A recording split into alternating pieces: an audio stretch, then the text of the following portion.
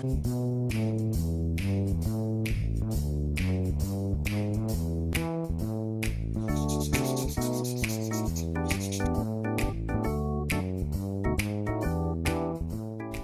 qu'on définit par lenteur à Bruxelles est bien évidemment la notion du piétonnier.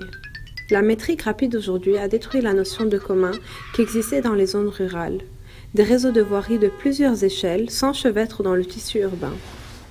La vitesse avait auparavant guidé l'urbanisme dans les villes européennes qui font aujourd'hui face à un paradigme, celui du retour à la lenteur, la mobilité douce, le piétonnier. Cette nouvelle manière de penser l'urbanisme tente-t-elle de trouver les espaces communs perdus et de créer de nouveaux types de communs? Revenons un peu dans le temps pour voir ce qui s'est passé à Bruxelles.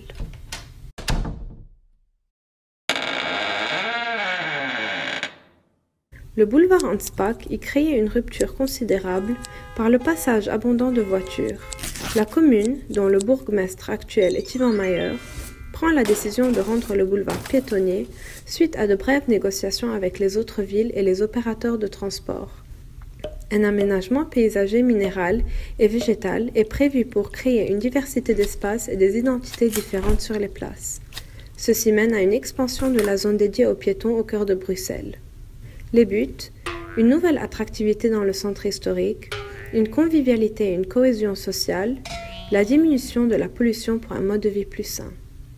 Suite à nos plusieurs visites du boulevard, nous avons pu identifier 3 formes de commun: digital, culturel et lié aux pratiques, alternées entre phénomènes éphémères et permanents, spontanés ou organisés. D'abord, le commun digital qui se manifeste à travers les réseaux sociaux qui sont des collaborations de masse. Ensuite, le commun culturel associé aux biens communs qui prennent place sur le boulevard à travers l'art public et les événements. Et enfin, les communs liés aux pratiques comme les rencontres, les habitudes et les loisirs, les manifestations et les initiatives citoyennes commémoratives. Ces formes de manifestation du commun s'étalent le long de la zone piétonne.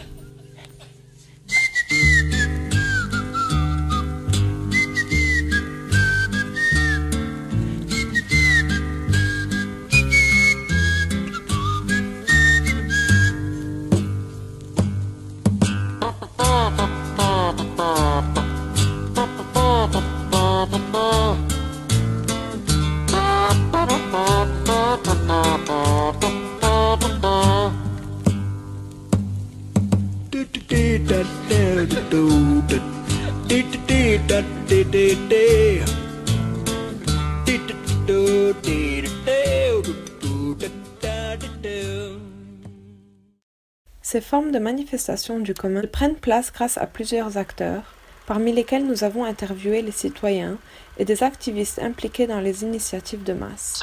Les citoyens qui ont participé aux événements qui ont eu lieu au boulevard y pratiquent leurs habitudes, leur art et s'approprient le boulevard comme espace de loisirs, ainsi que les initiatives de masse qui s'organisent collectivement et s'approprient l'espace pour des durées de temps variées. Les adhérents à ce type d'initiative y ont une participation régulière, ainsi que le droit à fixer et à modifier les règles de leur organisation.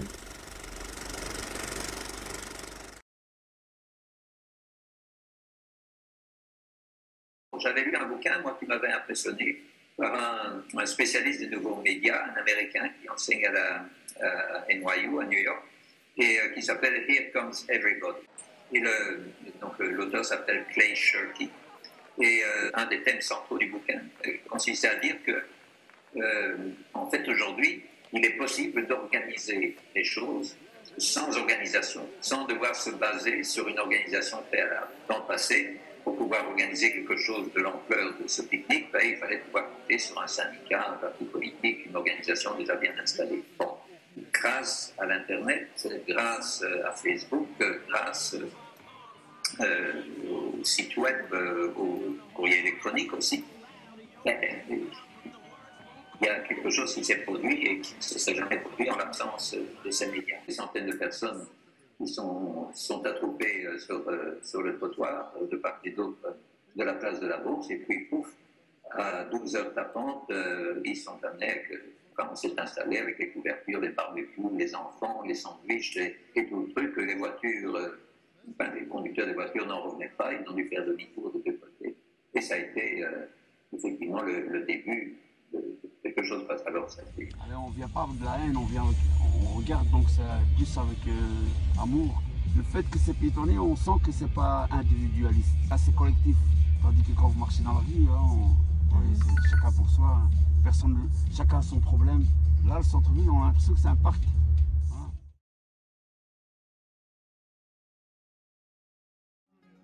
Les plus pauvres, ceux qui se veulent les défenseurs des pauvres, trouveront qu'il y a trop de gentrification et trop de riches.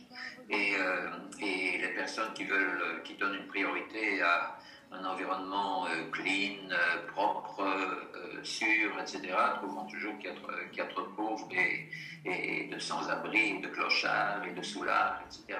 Et les jeunes trouveront qu'il n'y a pas assez d'activité et les vieux trouveront qu'on y est trop bousculé. Donc, je crois que les tensions sont inévitables, mais sont intrinsèques à la diversité elle-même. En même temps, ça me semblait aussi l'endroit où des habitants de Molenbeek et des habitants d'Ixelles pouvaient se rencontrer, se côtoyer, voir qu'ils existent, même si parfois la communication est difficile entre eux, et ouvrir la possibilité de ce que les communs sont supposés rendre possible, c'est-à-dire des actions spontanées, mais qui mêlent des populations très différentes.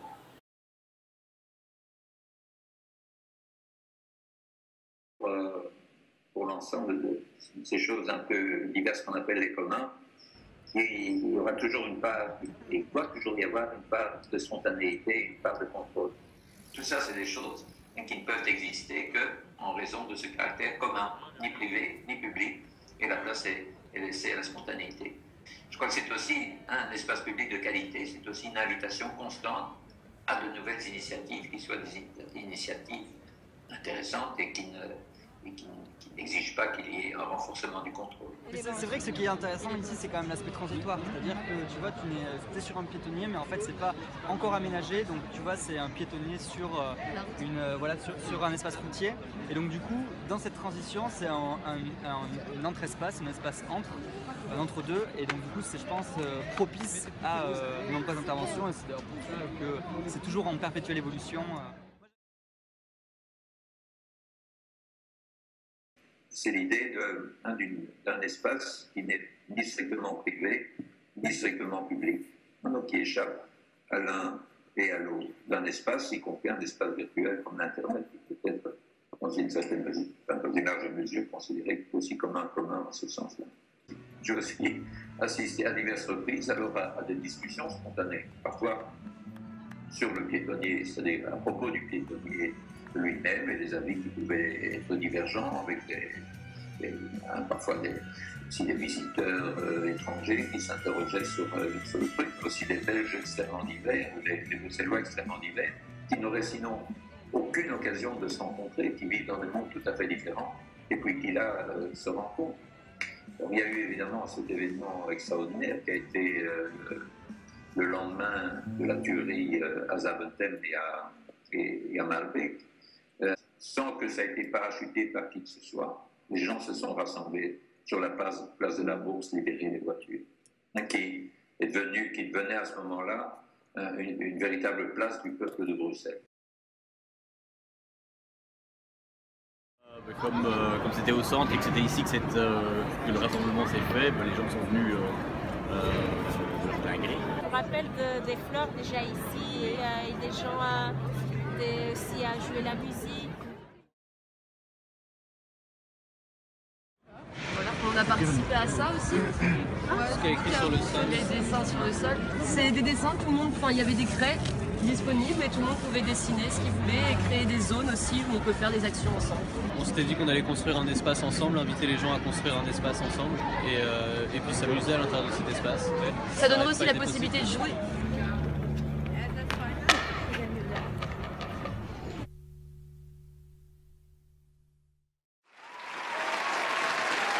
C'est génial. Nous avons vécu, toutes les quatre, une petite expérience grâce aux réseaux sociaux. Nous avons adhéré, au cours de nos recherches pour ce projet, à la page Facebook Touche pas à mon piétonnier et sommes tombés par hasard sur l'événement d'un parcours de découverte des initiatives locales à Ixelles. Nous avons jugé intéressant d'y participer et sommes allés, ne serait-ce que par pure curiosité. À la fin de notre parcours, nous avons interviewé l'organisateur et ce qu'il a dit nous a poussé à penser à l'hypothèse du projet dans le sens inverse. Ici, à Maelbeek, on n'a pas de projet piétonnier. Il n'y a que des routes pour les voitures, mais le commun et les collaboratifs fleurissent. Il s'agit ici de penser autrement le rapport entre commun et lenteur, et d'abord par définir ce qu'on veut dire par la lenteur. Est-elle uniquement un rapport avec la mobilité et le piéton, ou liée aussi à un mode de vie particulier? Nous voulons dire par ceci que dans le cas de Maelbeek, c'est le commun qui favorise le développement de la lenteur. Ces deux notions clés de notre projet trouvent leur définition et leur complémentarité dans un échange mutuel.